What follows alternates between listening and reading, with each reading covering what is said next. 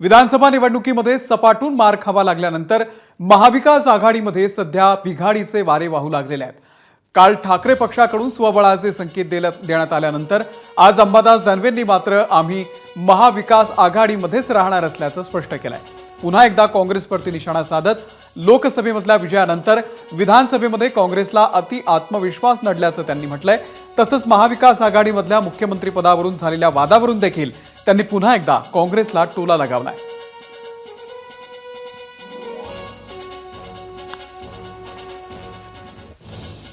लोकसभा जिंकल्यानंतर काँग्रेसच्या मनामध्ये जास्त अति आत्मविश्वास आला असावा, कारण जम्मू काश्मीर, हरियाणा आणि मध्य महाराष्ट्र या सगळ्या ठिकाणी काँग्रेस जिंकू शकत होती अशी स्थिती निश्चित होती। काही कार्यकर्ते म्हणत होते काँग्रेसचे लोक तर कोणते आता मिनिस्टर मिळणार आणि कोणतं खातं मिळणार याच्यावर चर्चा करतात। हे सत्य आहे। चीफ मिनिस्टरसाठी 10 लोक इच्छुक होते।